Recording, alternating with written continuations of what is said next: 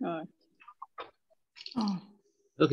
Alors voilà, on est dans le chapitre 12 et on avait vu donc la semaine dernière que la dvékout d'Israël était une dvékout particulière parce que, vous avez dit, le Maharal, on est un peu surpris que comment est-il possible que la dvékout existe entre l'homme et Dieu alors que l'homme est matériel et que Dieu est spirituel. Et il nous avait expliqué en fait, c'est que à partir du moment où on ne donne pas d'importance à la matérialité, ça prouve notre spiritualité. Et donc c'est grâce à cela qu'on peut être en contact avec Dieu qui est spirituel. Pardon. Et on va revenir encore sur cette idée aujourd'hui, mais maintenant on va juste faire encore un petit morceau du chapitre. Et à ce moment-là, comme je vous avais dit la semaine dernière, on va essayer de montrer en fait que ce chapitre, il résume plus ou moins la pensée du Maharal de façon globale. Et la pensée du Maharal concernant justement le problème des contraires et des semblables. On va juste lire encore un petit peu un passage dans lequel il nous dit, il va citer une Gemara, Sanhedrin, dans lequel il est écrit là-bas, que Atem Advekim Bachem, et que la Gemara ramène deux avis. Un avis qui dit qu'Israël était vraiment avec Dieu, était vraiment adhéré à Dieu, alors que chez les nations, ils n'adhèrent pas complètement à Dieu, et une Gemara qui dit, un autre avis qui dit le contraire, que chez les autres nations, il y a oui une espèce d'adhésion entre Dieu et eux, et que chez nous, ça n'existe pas, ou ça existe moins. Et donc, nous dit le Maharal, pour essayer de résoudre cette contradiction au niveau des sources, il nous dit la chose suivante, Raïnu beparakim akodmi, inyan dvekut shaya l'Israël la avoda zara, yoter mishe'ar haouma. C'est-à-dire que dans ce petit paragraphe, le Maharal va poser la question très simple de dire, qu'on avait déjà vu en fait dans le chapitre 3, on avait déjà vu il y a longtemps, la question de savoir comment se fait-il que si Israël est aussi spirituel et aussi rattaché à Dieu que le Maharal le décrit maintenant, alors comment se fait-il que Israël puisse faire des fautes aussi graves que la faute du Vaudor, par exemple? Et il nous avait expliqué que c'était possible parce que, par le fait qu'Israël est extrêmement spirituel, c'est-à-dire extrêmement adhérent à Dieu, c'est cela qui implique qu'il est aussi attiré par le Yetzerara, le mauvais instinct. Et voilà comment il le dit ici. Qui a Yetzerara, mishtokek el davar ra. C'est ce qu'il nous avait expliqué. Israël est attiré par le mal parce qu'il a le Yetzerara. Va Yetzerara mesit oto leze ou mishtokek la avodazara. Et c'est parce qu'il y a le Yetzerara que Israël est attiré par l'idolâtrie. וכל אשר לא עבד עבודה זרה היה חסר, שכך היה יצרו לעבודה זרה, וכאשר היה שומע ליצרו ועבד עבודה זרה לא היה חסר. Par contre, les nations, on va le voir, qui ont été des nations qui sont attirées par le mal de manière naturelle, qui sont proches du mal, elles ne sont pas spécialement attirées par le mal en plus de ce qu'elles sont déjà, on peut dire comme ça, imprégnées de mal. Le kolze mitzad yitzro, par contre, Israël, ça ne vient que de son Yetzirara, de son mauvais instinct. Av ki le fia yimet en lechach isaron que Mosé, asher ou avodazara, mikol makom mitzad yitzro, aya avodazara shlamato, vadavar shua shlamat adavar, kodem ou chaser, ולכן נחשב להם הדבקות בעבודה זרה כמו צמיד, etc. Il va expliquer la Gemara, qu'on verra la prochaine fois. Et donc, on voit que dans ce petit passage, encore une fois, on voit apparaître cette idée-là, que Israël est attiré par le mal parce qu'il a du avodah zara, c'est-à-dire que sa nature est une nature spirituelle bonne. C'est pour ça qu'on lui a, on va le dire comme ça, inculqué, on va dire comme ça, pas inoculé, oui, dire, il lui a inoculé du Yetzerara, et à partir du moment où on lui a donné du Yetzerara, alors il est attiré par le mal à cause de ce Yetzerara. La question qui se pose et qui revient en fait là, c'est qu'on peut la voir de manière plus générale, c'est la question de savoir, mais en fait, qu'est-ce que pense vraiment le Maharal? Est-ce que le Maharal pense qu'on est attiré par le mal parce qu'on a le Yetzerara, c'est-à-dire le mal est attiré par le mal, ou en gros, on peut dire ça comme ça, l'attraction se fait entre les semblables, puisque tu as du mal, donc tu vas être attiré par le mal, ou bien dit-on que l'attraction est faite par les contraires. C'est parce que je suis bien que je suis attiré par le mal. Le Maharal donne une explication disant, nous sommes bien, on va dire ça comme ça, nous sommes blancs, et donc on nous rajoute quelque chose qui s'appelle le Yetzer Hara pour qu'on soit attiré par le noir. Donc ça voudrait dire que l'attraction, elle vient entre le blanc et le blanc. C'est le blanc qui attire le blanc. Et donc, on devrait être attiré que par le bien. Mais comme on a le Yetzer Hara, alors le Yetzer Hara qui vient du corps, etc., de la matière, etc., etc. Et donc c'est pour cela qu'on est attiré par le mal.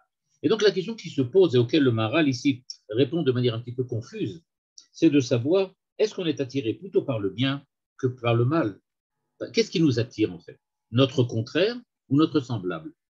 Et c'est une question qui revient très très souvent, notamment chez les philosophes grecs comme Platon et d'autres encore. Je vais juste ramener deux textes du Maharal dans lesquels on voit le Maharal dire les deux choses. Une fois on est attiré par les contraires et une fois on est attiré par les semblables.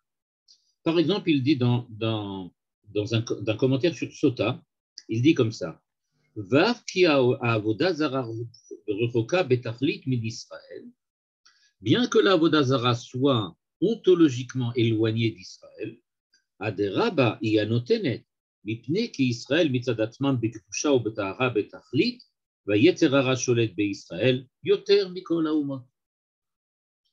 Puisqu'Israël est pur, donc le Yetzer Hara a beaucoup plus d'influence chez eux que chez les autres. Donc là, on a vraiment l'impression que c'est l'attirance des contraires. Puisque tu es blanc, donc tu es beaucoup plus attiré par le noir. C'est ce qu'on appelle le Yetzer Hara. Mais par ailleurs, il nous dit aussi, Yetzer Hara she'ura be'atzmo, en shukato ela la domelo she'em haresha'im. Et à ce moment-là, quand il explique, alors, mais comment le Yetzer Hara fonctionne-t-il? Puisqu'il est mauvais, il est donc attiré par les hommes mauvais.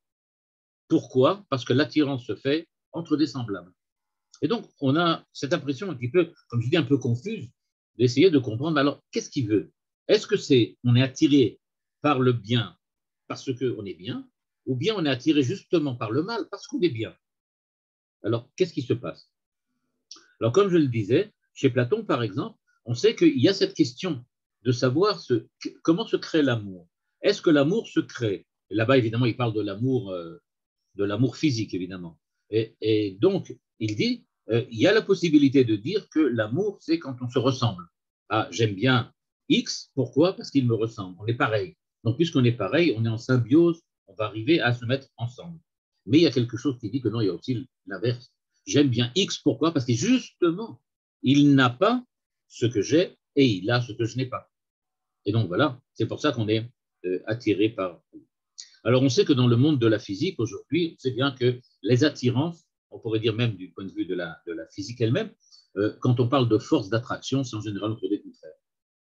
Pourquoi? Alors on dit voilà, le plus est attiré par le moins, le sud est attiré par le nord dans le cas du magnétisme, etc., etc. Mais il ne faut pas oublier que du point de vue, par exemple, de l'attraction universelle de la matière, ben, c'est la matière qui attire la matière et ça n'a pas de rapport avec plus ou moins. Bon, en tout cas, voilà, c'est ça la question qu'on se pose. Et donc, ce qu'il faut comprendre, c'est qu'on a donc cette problématique chez le Maharal d'essayer de savoir, alors, qu'est-ce qu'il pense vraiment?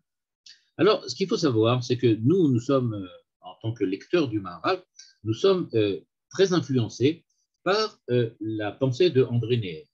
En effet, il ne faut pas oublier que la découverte dans le monde francophone, juif francophone, donc chez les juifs francophones du Maharal, s'est faite dans le courant, donc on va dire comme ça, du XXe siècle, grâce à André Neher. C'est lui le premier qui a véritablement posé à Strasbourg la pensée du Maharal au centre véritablement de ses recherches.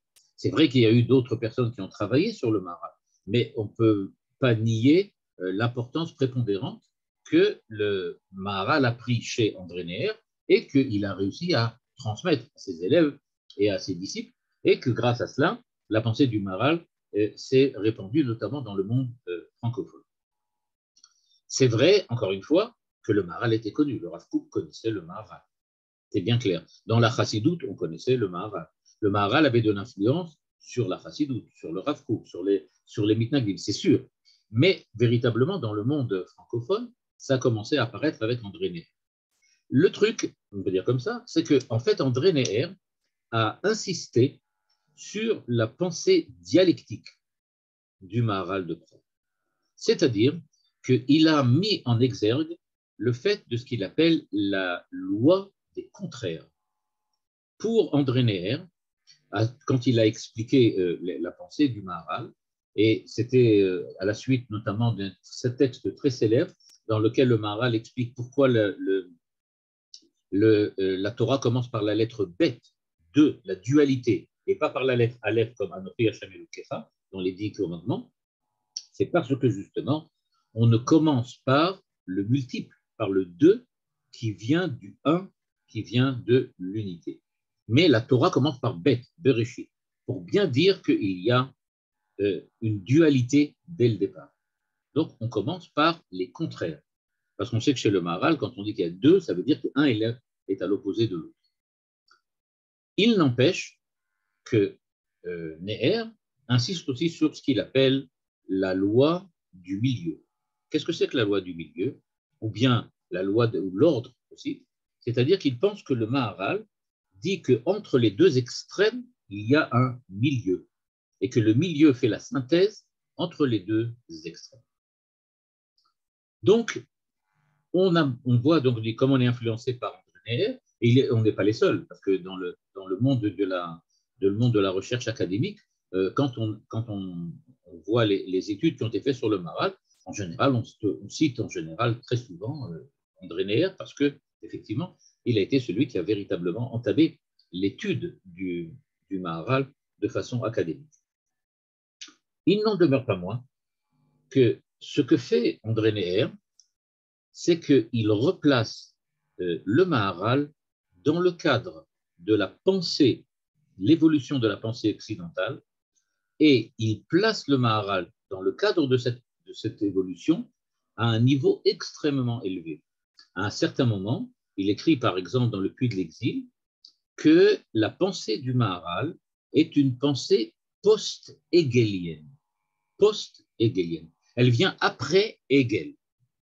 Et je me permets de dire que c'est franchement exagéré et à la limite faux, mais ce que fait en fait André Neher, c'est de dire que le Maharal accepte l'idée de la contradiction, accepte l'idée de la contrariété des contraires, mais qu'il pense que André Neher, que le Maharal a réussi à dépasser cette loi des contraires, qui est celle de Hegel, dont on va parler tout de suite.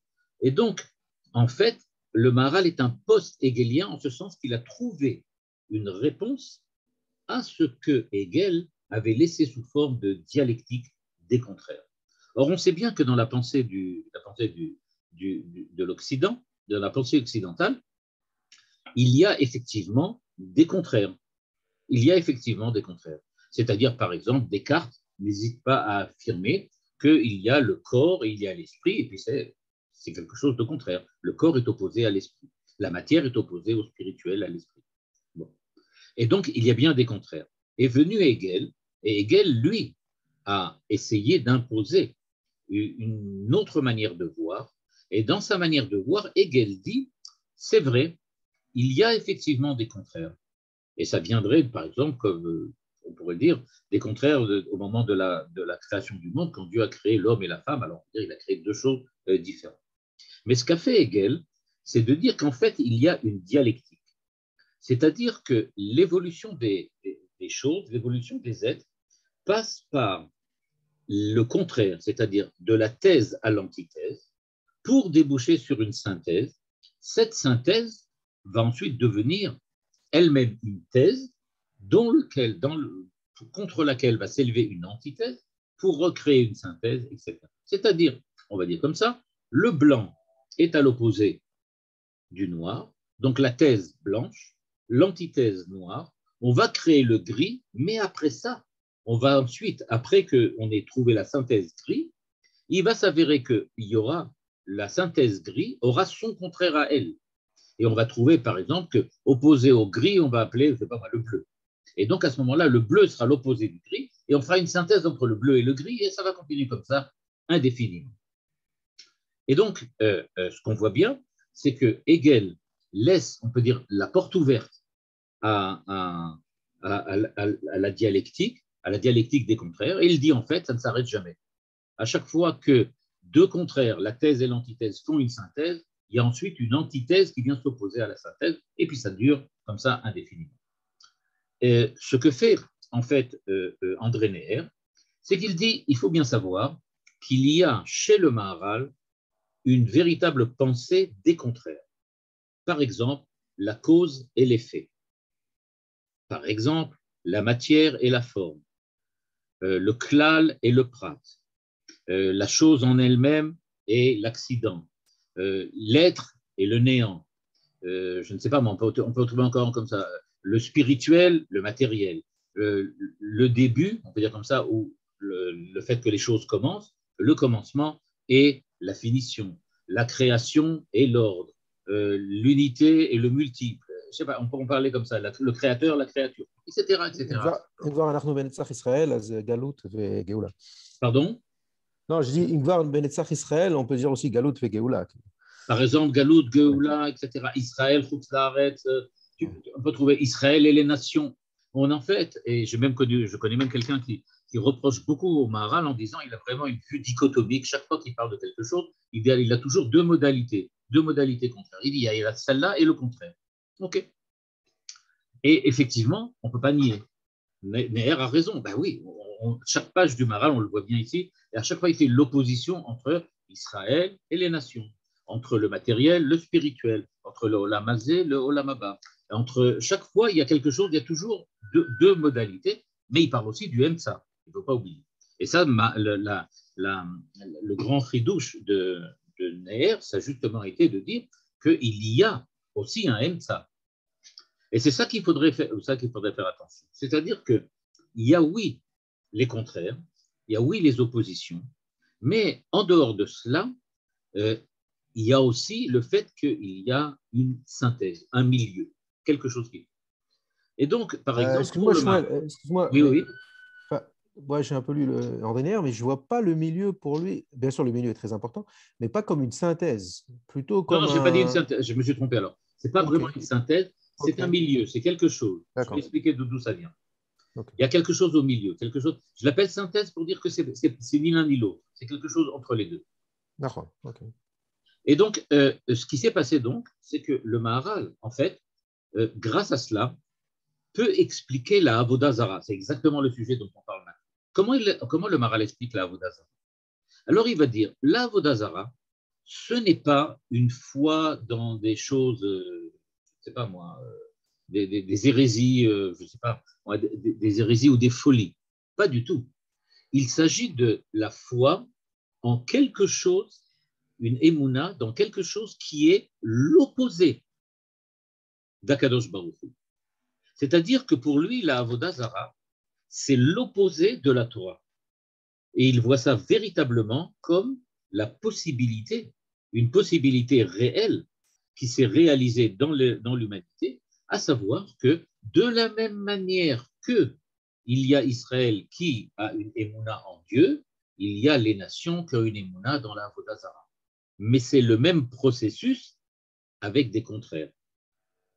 Et donc, c'est une émouna religieuse, mais dans le chose contraire à Dieu. Si Dieu est pure spiritualité, alors la Avodah Zara sera pure matérialité. Si le Dieu est complètement transcendant au monde, alors la Avodah Zara va avoir une émouna dans ce qui est complètement immanent au monde. Et donc, il va y avoir une tension permanente entre la Avodah Zara et la Torah, parce que précisément, elles sont opposées. Et le fait que le Maharal voie le monde, comme je disais, comme le reprochait mon ami en disant « Ah, c'est vraiment trop appuyé cette division comme ça, dichotomique, toujours en bien, mal, blanc, noir, etc. » Mais en fait, pour le Maharal, ça répond à une véritable réalité. C'est ça qu'il y a vraiment dans le monde. Et pour le Maharal, ça apporte aussi une deuxième possibilité, c'est le fait que s'il existe véritablement des oppositions fondamentales, comme toutes celles qu'on a citées jusqu'à maintenant, ça veut dire aussi qu'il y a deux manières de voir le réel, le monde. Il y a la façon du Créateur et la façon de la créature. Et c'est pour ça qu'il va pouvoir, par exemple, dire que Dieu sait tout, et d'un autre côté, l'homme est libre. Ben oui, ça dépend comment on regarde cela. C'est-à-dire selon quelles lunettes on regarde ça. Et donc, ça lui permet de répondre à beaucoup de questions aussi, en disant il y a deux façons, il y a deux angles d'attaque pour chaque thème. On peut l'aborder du point de vue de Dieu, on peut l'aborder du point de vue de l'homme, de la connaissance divine, de la connaissance de l'homme. Du point de vue de Dieu, Dieu connaît tout. Du point de vue de l'homme, l'homme est libre. C'est regarder la même réalité, mais de manière opposée, parce que il y a en permanence cette nigoudiout, on va l'appeler ça comme ça, cette nigoudiout à l'intérieur, nigoudim, à l'intérieur du monde. En fait, il ne faut pas oublier que Ner a aussi parlé, comme je le disais tout à l'heure, du Emtsa. C'est-à-dire qu'il a dit qu'entre les deux opposés, il existe quelque chose au milieu. C'est-à-dire qu'il ne faut pas croire, a priori, et ce que j'aimais maintenant, c'est une thèse possible qui n'est pas acceptée par tout le monde, à savoir que pour certains, la dichotomie des contraires chez le Maharal est absolue. C'est-à-dire, il y a le blanc, il y a le noir et il n'y a rien d'autre. Il n'y a pas de gris. Il y a ou du blanc ou du noir. C'est tout. On peut aussi dire, et c'est ce que je dis ce soir, qu'il est possible de voir chez le Maharal que le milieu dont on parle, il peut être à la fois la source des deux opposés, de la contradiction, c'est-à-dire qu'il est la source du blanc et du noir, mais il peut aussi, en fin de compte, être à l'origine d'une certaine gradation entre le blanc et le noir.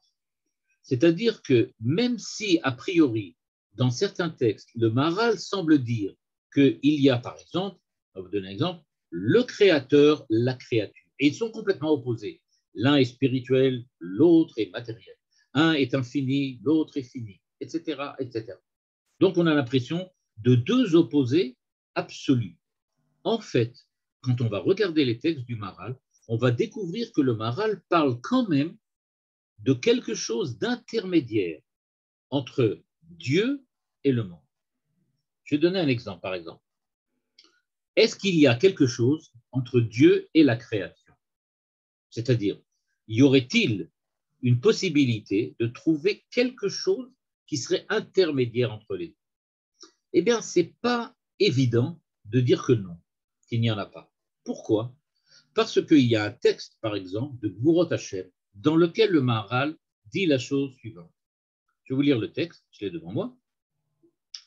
Vechen beze, shekol animtsaim shavim elav, רצוני לומר שהכל אפס זולתו, כי במדרגת רוממותו, הנה הוא יתברך הכל ואינו חסר דבר. ואל יעלה על דעתך שהנמצאים הם דבר זולתו, שאם היו נחשבים דבר זולתו, אם כן הקדוש ברוך הוא חס ושלום, יחסר דבר שהנמצאים זולתו. אבל אין הדבר כן דלמרה, כי כל הנמצאים שווים אליו, באמיתת מציאותו, וכל הנמצאים אפס זולתו. C'est-à-dire, on nous dit, il y a la créature, il y a le créateur. Il y a opposition entre les deux. Ça ne peut pas arriver, on ne peut pas parler de la créature et du créateur de la même manière. Un est infini, l'autre est fini. Un est matériel, l'autre n'est pas matériel, etc., etc. Or, qu'est-ce que dit le Maharal? Il dit, Akol Shavim Elav. Tout revient vers lui, c'est-à-dire qu'il y a un mouvement descendant dans lequel Dieu a créé le monde, mais il y a un mouvement ascendant dans lequel le monde retourne à Dieu. Pourquoi? Akol Efes Zulato. Parce que sans Dieu, le monde ne pourrait pas être. Et alors, qu'est-ce que ça veut dire une phrase pareille? Et le Maharal d'insister, parce que au niveau d'élévation auquel se situe, auquel appartient Dieu, il est tout et il ne lui manque rien. C'est pour cela que les créatures ne sont rien sans lui. et tout retourne à lui. Et donc, ce que l'on voit, c'est que le Maharal admet qu'en fait, il y a oui quelque chose entre Dieu et la créature, parce qu'on voit bien que la créature revient, c'est-à-dire retourne à sa véritable réalité, qui est en relation intime avec le Créateur. C'est-à-dire en fait que cette idée-là, qui est une idée qui sera reprise par exemple par la Chassidoute et notamment par la Chassidoute Chabad, qui va dire En od milevado, il n'y a rien d'autre que lui. Ce que nous voyons dans ce monde-là, ça c'est l'exagération de la Chassidoute, mais le Maharal, comme on l'a lu tout à l'heure, dit une phrase qui y ressemble énormément. Et donc, en exagérant un petit peu, la Chassidoute dit en fait, le monde tel qu'il est nous apparaît tel qu'il est, mais il n'est pas différent de Dieu lui-même. Le Maharal ne dit pas cela. Le Maharal dit le monde revient, retourne, va ressembler, va être proche de Dieu. Et donc, ça veut dire que ce que nous voyons précédemment comme deux natures, deux êtres complètement différents, d'une part, la nature divine, si on a le droit d'appliquer un tel mot, nature à Dieu, mais la nature divine face à la nature de Dieu, pardon, à la nature du monde, eh bien, en fait, l'être, la nature, l'essence des deux n'est pas aussi différente qu'on veut bien le croire. C'est-à-dire, en fait, que les contraires ne sont pas tout à fait complètement contraires. Il y a quelque chose qui lie les contraires. Et donc, cela, on voit bien que le Maharal y insiste, et comme je l'ai montré tout à l'heure, la Chassidoute va le reprendre, et ça va être le cheval de bataille de la Chassidoute Chabad notamment, en disant que en fait, c'est une manière de voir. De la même manière que le Maharal dit qu'il y a deux façons de voir le monde, mais il dit qu'il y a une façon de voir le monde séparé de Dieu, il y a une autre façon qui est la façon dont les tzadikim voient le monde, et selon cette manière-là de voir le monde, eh bien, ils voient à chaque instant comment le monde est entièrement dépendant dans son être même de l'être divin. Cette réalité-là, donc, que le Maharal décrit, en fait, eh bien, en fait, il y a quelque chose qui nous rappelle effectivement Platon, dont on parlait tout à l'heure. Pourquoi? Parce que Platon disait que l'amour n'est pas une attraction entre des contraires. Il n'y a pas d'amour parce que les choses sont contraires. Et pourquoi? Parce que l'amour, c'est la volonté d'unir les choses et de les rendre parfaites. C'est-à-dire que, comme le dit un petit peu le Maharal, eh bien, le blanc et le noir proviennent d'une espèce de couleur incolore qui serait la source, l'origine du blanc et du noir. C'est-à-dire qu'avant les contraires, il y avait une seule chose, il y avait une unité. Cette unité est devenue multiple et elle a créé deux contraires. Maintenant, dit Platon, c'est l'amour entre les deux contraires ne vient pas du fait qu'ils sont contraires, mais au contraire, on peut le dire, au contraire, elles viennent de ce que l'amour, cet amour-là entre les contraires, elle vient du fait qu'ils ont la même origine, une unité qui précédait les contraires. Et donc, ce n'est pas parce que je sais pas moi, le doux aime le piquant que ça veut dire qu'il y a une attirance entre les contraires. Non, les contraires restent contraires. Mais c'est parce que et le doux et le piquant ont une origine, le salé, que c'est pour cela qu'ils s'aiment entre eux. Et donc, ce que l'on voit ici, c'est que on peut retrouver aussi chez Platon cette idée-là qu'en fait, les choses ne sont pas contraires, ne s'attirent pas parce qu'elles sont des contraires, mais qu'elles s'attirent parce qu'elles sont d'une origine unique. Et là, on retrouverait un peu la même chose. Dieu et le monde, en fait, c'est la même origine, parce que le monde Dieu est à l'origine du monde. Et donc, s'il y a une attraction, le fait que le monde veut retourner, veut revenir, veut adhérer, comme on a parlé ici de la Tvékout, veut adhérer à Dieu, que Israël veut adhérer à Dieu, c'est pas parce qu'il existe un amour entre les contraires, entre Israël matériel et Dieu spirituel, mais parce que, en fait, on a la même origine, si on peut dire, dans ce cas-là, dans lequel Dieu est à l'origine aussi d'Israël, évidemment, il est lui-même sa propre origine, clairement. Et donc, il faut bien voir que dans ce cadre-là, évidemment, le Maharal n'est pas importé, ce n'est pas Spinoza. Il ne dit pas que le monde égale Dieu. Ça, il ne dit certainement pas ça. Mais il dit tout le temps que le monde dépend dans son être de Dieu. Il ne peut pas exister sans la présence, la volonté et la puissance divine. C'est donc pour dire qu'il n'y a pas de coupure entre le Créateur et la créature. Il y a une espèce de continuité. C'est ça que je voulais, sur ce point-là que je voulais insister. Et donc, encore une fois, je ne dis pas qu'il y a à avoir une dégradation. On va le voir, la dégradation tout de suite.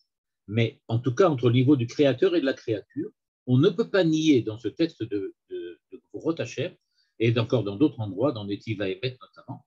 Il écrit dans Netiv HaEmet, je citais aussi cette très belle phrase dans Netiv HaEmet, dans le deuxième Pérec, dans lequel il dit, je vais le traduire directement, le fait que toutes les créatures sont rien sans Dieu est une réalité.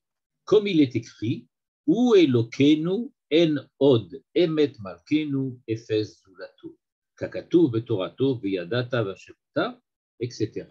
Donc il dit, voilà, comme on fait dans Alenu le Shabbat, on dit bien que le monde entier dépend de Dieu. Vechen, dit le Maharal, kol animtsaim tluyim bo. Tout dépend de lui, toutes les créatures dépendent de lui, tous les êtres dépendent de lui.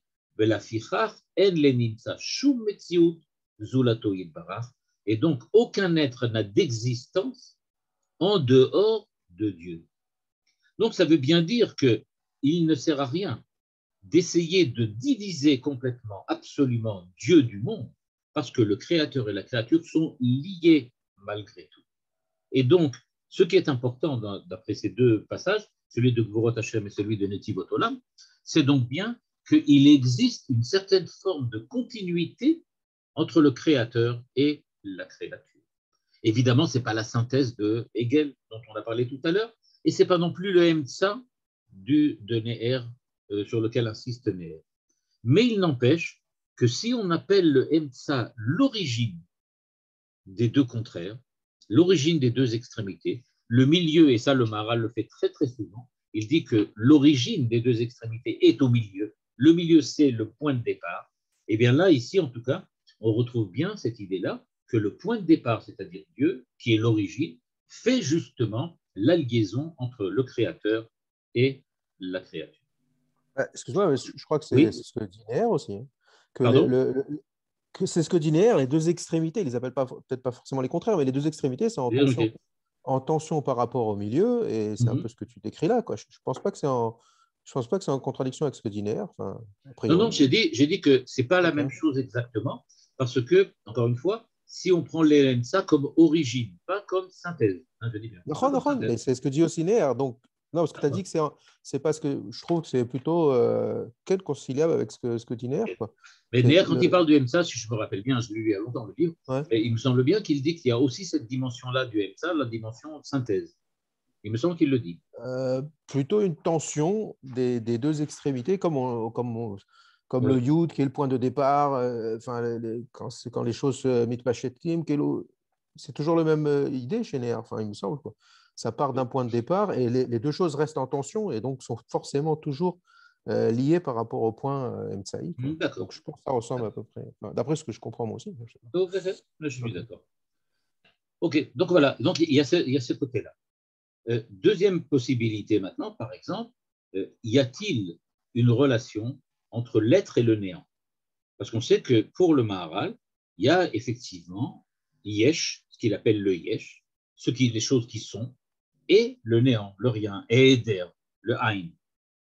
En fait, le Maharal dit la chose suivante, il y a écrit Vaïerev Vaïboker, et le Maharal d'expliquer qu'au sujet de ce Vaïerev Vaïboker, il me semble, je ne me rappelle plus exactement où il dit ça dans Ber Agola. Dans Ber Agola, il dit en fait qu'avant la création, c'est-à-dire avant qu'il y ait quelque chose, il y avait effectivement le néant, rien. Comme on dit, Bria, Yesh, Me'ai. Mais d'après le Maharal, il existe, oui, quelque chose entre les deux, entre l'être et le néant. Or, nous, dans la pensée occidentale, c'est une absurdité. Où les choses sont, où elles ne sont pas. c'est toute la pensée grecque tourne autour de cela, c'est-à-dire la différence entre Parménide et Héraclite, toutes les grandes marlocotes entre les Grecs, c'est bien que le fait que ou ça est pas, ou c'est de l'être, ou c'est du non-être. Mais on ne peut pas trouver quelque chose entre les deux. Ou c'est pas. Or, le Maharal dit non. Il y avait et ce qu'il dit là-bas dans Beragola, il y avait une notion qu'il appelle Seder Zmanim. Ce n'était pas du temps avant la création, mais avant la création, il y avait du néant, et entre les deux, il y avait ce qu'on appelle Seder Zmanim, c'est-à-dire la création, c'est du temps. Aïn, c'est rien du tout. Entre les deux, il y a l'ordre, j'aurais pu dire comme ça, l'ordonnancement du temps. Le fait que le temps est une série dans laquelle il y a 1, 2, 3, 4, 5. On peut dire que entre rien et le temps qui s'écoule, il y a l'ordre du temps. C'est ce que le Maharal semble dire. C'est-à-dire qu'il existe une certaine forme de réalité qui n'est pas rien, mais qui n'est pas la réalité telle qu'on la connaît. Quelque chose qui est un intermédiaire et qu'il appelle Seder Azmanim. Et donc, quand le Maharal vient et nous dit il y a donc Seder Azmanim, c'est-à-dire que ce n'est pas un moment particulier, ce n'est pas un temps particulier, mais c'est l'ordre du temps en tant qu'ordre. Donc, ce n'est pas rien non plus. Il y a quelque chose. Comme si, disait le Maharal, il n'y avait rien, puis Dieu a créé l'ordre, et grâce à l'ordre, il a créé le temps qui s'écoule. Donc, l'ordre, c'est bien entre les deux. Il y a le rien et quelque chose. Entre les deux, il y a l'ordre. C'est ce qu'il appelle. Encore une fois, on peut voir ici que l'ordre en question qui est fait entre les deux, peut-être que c'est ça l'origine, même du rien. Enfin bon, c'est un peu difficile de parler de l'origine du rien puisqu'il n'y a rien.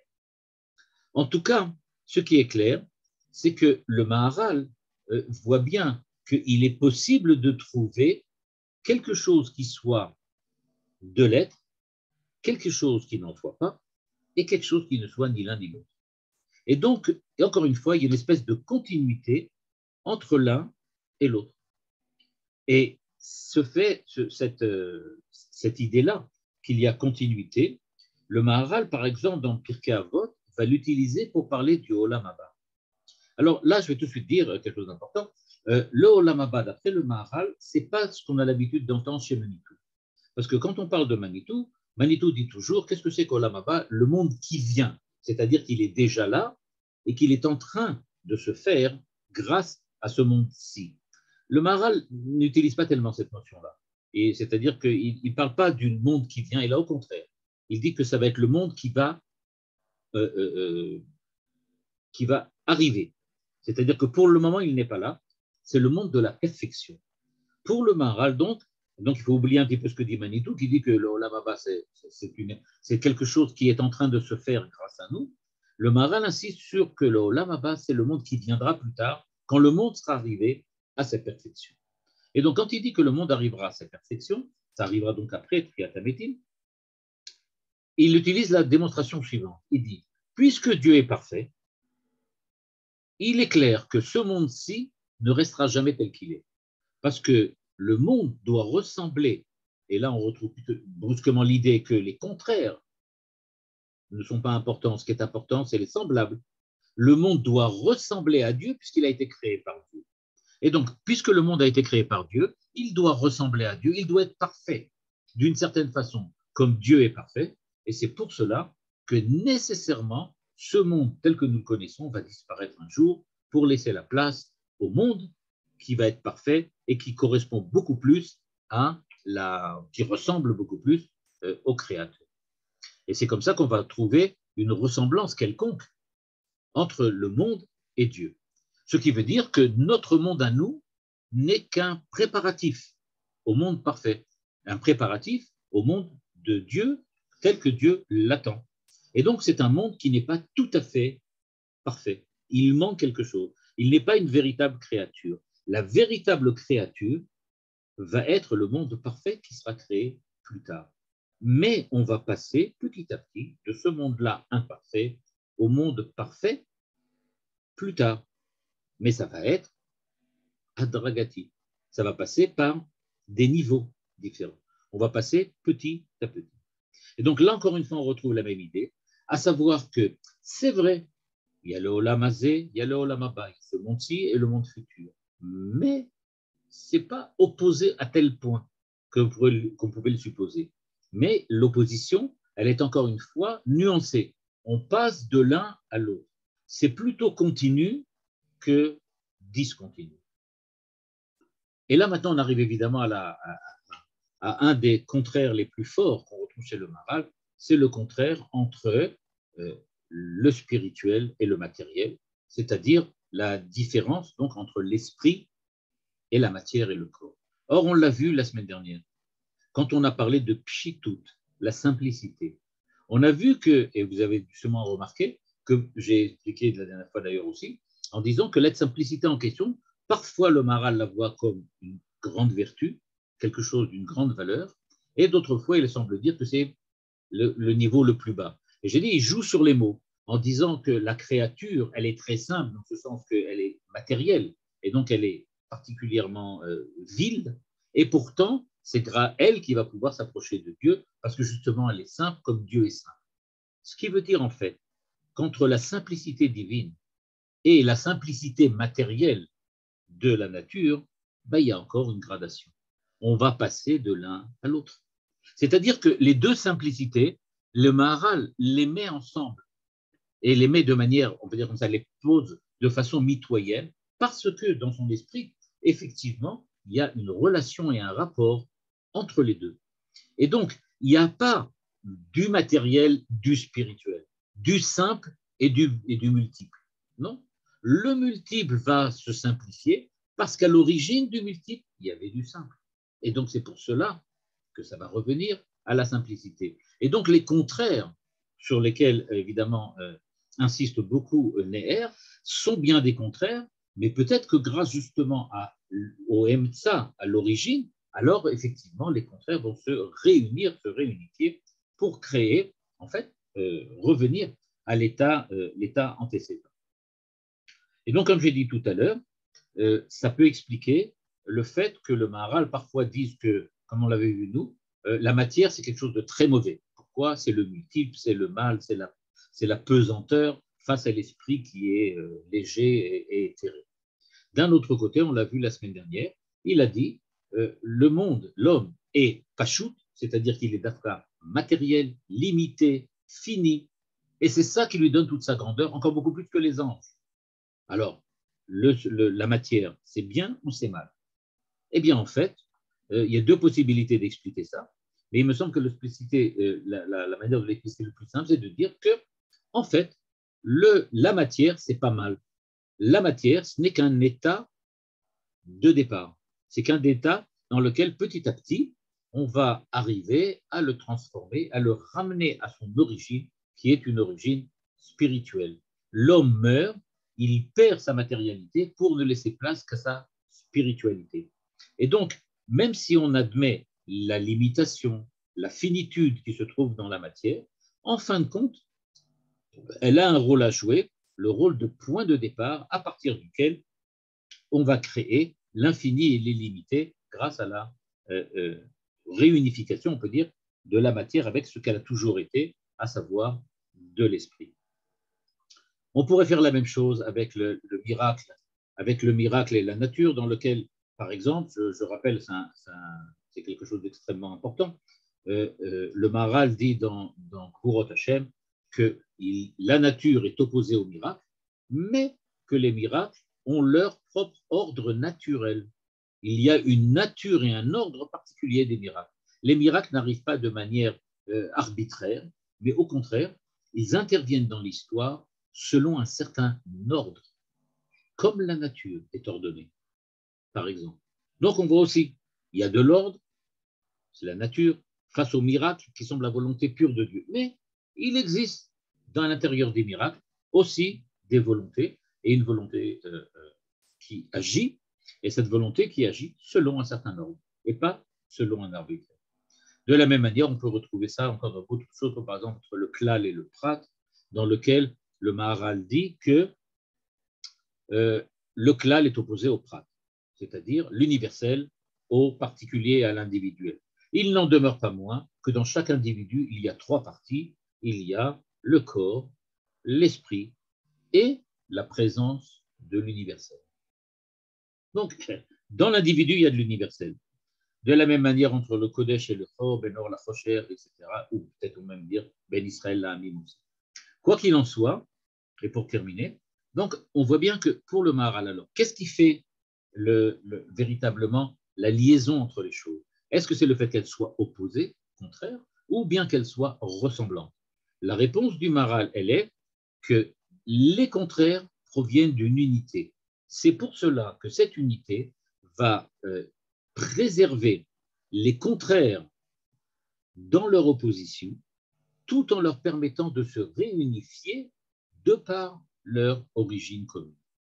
Et donc, il y a des contraires. Ces contraires ont une valeur en tant que contraires, mais la finalité de tous ces contraires, de toutes ces oppositions, c'est d'être surmonté par une réunification. Et c'est là, à mon avis, qu'on retrouve peut-être l'illustration la plus nette de la pensée de Manitou, quand Manitou parle de Ichud Amidot, dans lequel il dit, en fait, il faut l'unité des valeurs.